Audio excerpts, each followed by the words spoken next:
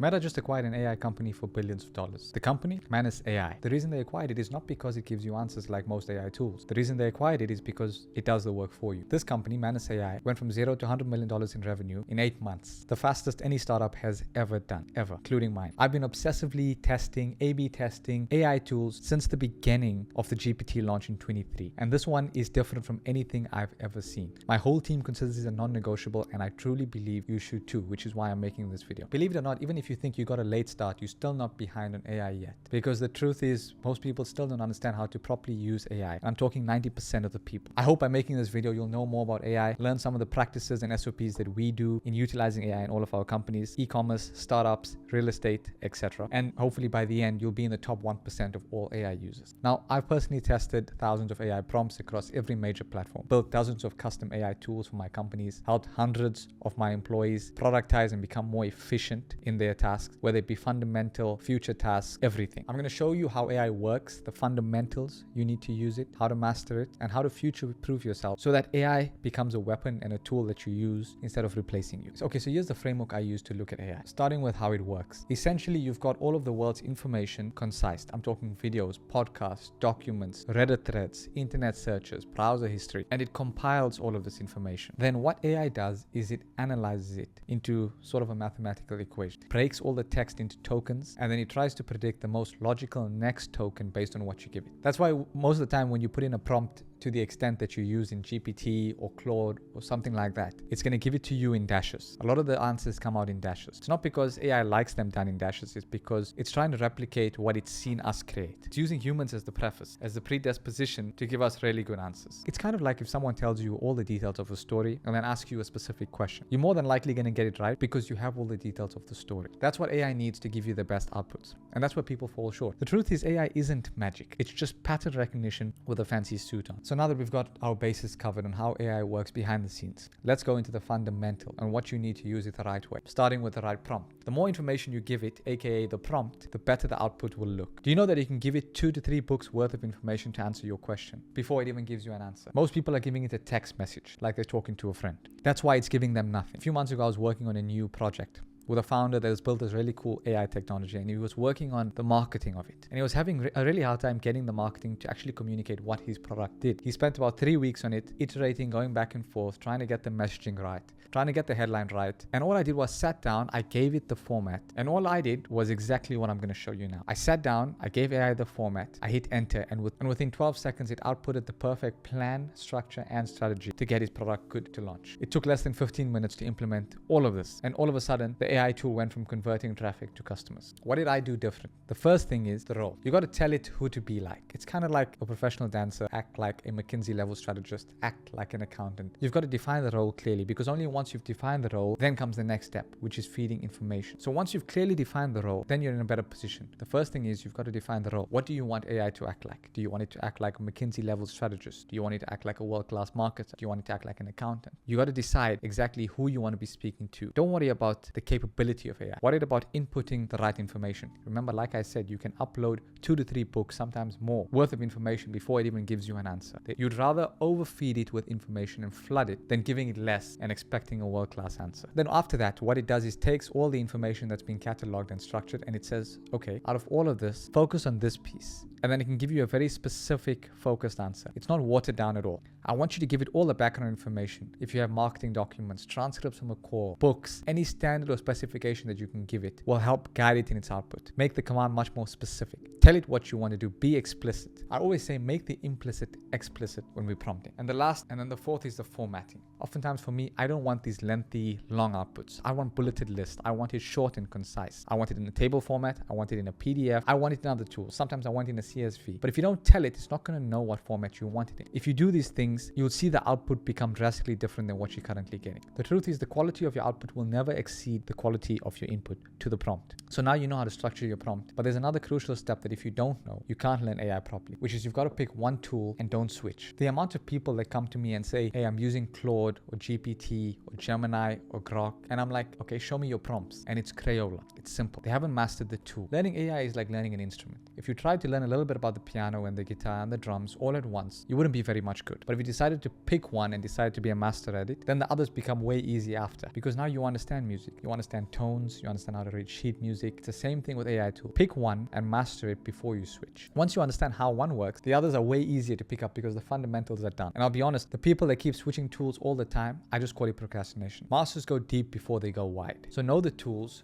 know which one's right for you, go deep on it. I've already mentioned the top three. So we've got Claude, Gemini, ChatGPT. I'm going to walk you through each of them and tell you exactly which one does what best so you can pick the right one for your current use cases. We use all of them across all of our startups, and each of them has a specific use case. One never overlaps the other. So for example, if you do a lot of writing, creative work, deep thinking, code, well then Claude's got everybody beat. And it could change in a few months, but as of right now is when I'm making this video, I'm telling you Claude's the one above all. If you do a lot of research, if you need up-to-date information, if you live inside Google tools like me, you can't go wrong with Gemini. It's an incredible language model, and it's one that a lot of people, like Google-specific people, are using. GPT was obviously the first one to get very popular. It's got a lot of integrations. You can't go wrong with it for basic AI prompts. Before you start hammering me in the comments, I understand there's a bunch of others. I live my life on a site called Face, which is like the nerdiest AI community. So don't tell me about Grok and all these other Chinese models. I get that. I'm just telling you for people that are like me, I'm ready to become masterful so that I can use AI as a weapon. I've already cut my workforce down by 30% using tools like GPT, Claude, Grok, Gemini, and the likes. Not only are they employees that can work 24/7 around the clock, but if I give it the right input, I can actually get a better output than what I was getting with my previous team. Look, most of the people watching this are probably business owners or business efficiency managers that are trying to break 7 figures. And if you want to go deeper, you've got to actually understand stuff like AI implementation, prop generation strategies, and just how to effectively utilize AI better. If you made it here so far, you've got everything covered. Cool, in the top 10% of AI users. But if you stick around and implement what I'm about to say now, you'll be in the top 1%. So let's talk about mastering AI, starting with pull versus push prompting. This is where it gets a little advanced, but it's fun. This is going to be good. Most people use AI the hard way. They do 80% of the work,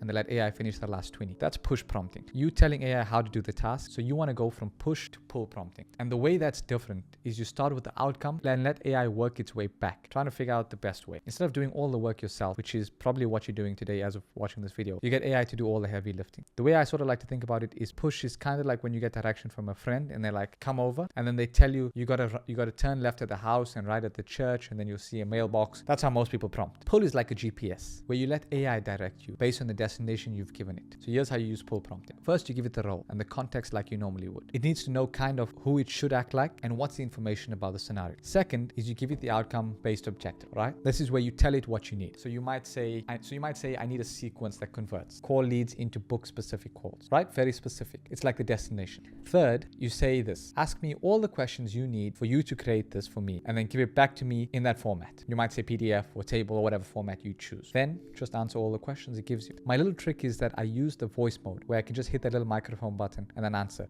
Because it might give you several questions and I don't want to type that much. But you give it all the answers and then let AI do the work. Watch it work. Now you might say, hey, I need to refine this, ask me more questions to make it more relevant, and I'll keep refining. So you keep essentially using, and that's why it's called the pull method. You keep having it pull from you exactly what you need to go and find the right solutions. Let them do all the heavy lifting. This is how software programmers must have been doing it for a while. Most coders are sitting there and we're coding through outcomes. It's called spec-driven development. That's how becoming the mainstream for you can prompt. Now, pull prompting is powerful, but if you really want to master AI, you need to make it personal to you. So number 5, master prompts for every role in your life. The way to think about a master prompt, it's kind of like a manual about a part of your life. So if there was a manual called Adnaan CEO, what would be the manual? If there was one called Adnaan Developer or Adnaan Marketer, what would be in the manual? Well, I assume, and I would like to think, that they would have everything about me, my life, people in my life, how things are structured, what we sell, what we do, who we serve. And when you have these master prompts, you can then use it to give to the AI, because you might switch to different ones and then it can give you better answers based on the role. Because if you don't, it's not personalized to you. It's just giving you generic auto completion instead of something that is laser focused to your exact situation. And remember earlier when I talked about giving it context, this is the context. And if you do it once, you never have to do it again. That's what makes prompting so much faster and easier. Every team member in all of my companies has to master prompt. They have to show it to me. I got to make sure it's complete. I just can't imagine that they're efficient chatting with AI all day long and it's giving them great answers if you don't have prompt engineering. So if you're watching this video, you need to create one for yourself. The first thing is we're going to practice pull prompting. The first thing I want to take you through is practice pull prompting. You can say I want to create a master prompt for my role or whatever your role is, whether it's C-suite, VP of marketing, and ask me all the questions you need to create it for me. See how we're going to have it pull from me. Now it's going to give you all of these questions so that they can create this document and master this role. And that's where you use the voice to text feature. and just answer each question conversationally like you're talking to someone. And third, once AI gives you your master prompt, go through it and refine anything that doesn't feel right, anything that doesn't suit you specifically. And you can literally just talk to it and say, hey, update this, add this, you're missing that, remove this, you didn't understand this properly, and it will do everything for you. The last part is to save it as a PDF. And I like to call this the master prompt, so that I have one on my hard drive. And this way, when I'm using different AI tools, be it Claude, Gemini, Grok, GPT, I can always upload the master tool, the master file, so that it has perfect context on my situation and the role that I'm trying to get clarity on. The truth is, if AI sounds like a stranger, anybody could have got that output. It's because you haven't introduced yourself that you're getting poor replies. The master prompt is how you say, hey AI, this is who I am, this is what I do. The cool part is, like I said, you can use it in other tools. I personally spend a lot of time in a tool called Manus, which lets you create agentic workflows. And when I first loaded up the tool, it didn't know anything about me. So I used my master prompt to give it all the context so it could do the outputs that were very personalized to me. I had to play with it and tweak it and have it. It took me a long time. This gets AI from a stranger to a best friend. So now you get master prompts. You have a way to give the context to AI so that you guys are sort of like best friends. Number 6 is system prompts. Think of a system prompt like a recipe, and it has all the structure and you have all the ingredients, but the sequencing matters. How do you do what you do in an order that will dictate if you have a big pile of mush or if you have a chocolate cake? So you're chatting with the AI and eventually it gets an output that you're like, this is great. Why did it take me 17 minutes to get that output? This is how you solve that problem. Understanding how to create systems prompts is the future. So here's how you build a system prompt using what we've learned so far. First, you got to start by telling the AI, you're an expert engineer. I want you to create a system prompt that does X, Y, and Z. Ask me all the questions you need to be able to create this. See how I'm using the poll structure. Next, once it gives you all the questions, answer them using the voice to text feature. Then test the response you get back. Third, if something needs to be tweaked, just tell it to refine it. It's literally code system that's prompting with words. Once it's dialed in, then you copy that system prompt into a custom GPT or Claude project or Gemini, and then you've got a system that works for you on repeat without ever having to give instructions again. I use this a lot for strategic work. For research work, I use it to create systems for my team that allow them to follow the links and then give it back to us on a specific topic. That way you take the complexity of AI and just make it really simple for everyone to use. You're basically building little machines that take care of work for you. So now you can focus on the new and big stuff. And here's a small pro tip. A while ago, there was a leak. All the complex system prompts from the top tools, I'm talking Perplexity, Notion, and 20 plus other tools, were actually collected and put together. So if you want to go see what the world's best system prompts could look like, just search system prompts and models of AI tools on GitHub, on Google, and you'll find the link where you can go look and dive deep into each and every one of them. This is just a way to understand how complexly powerful these tools are and how they can literally be created to anything for you. I mean anything.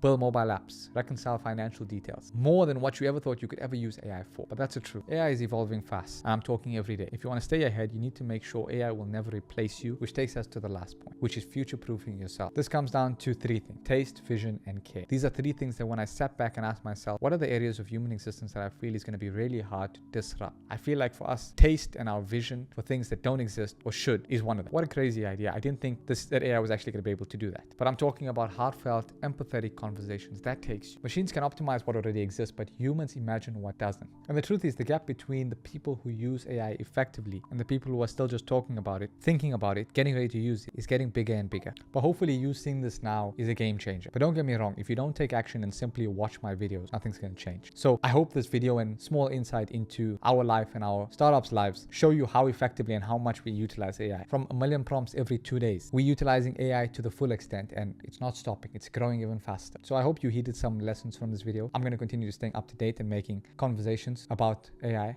And if you're watching this video, I'm always looking out and I'm rooting for you to win.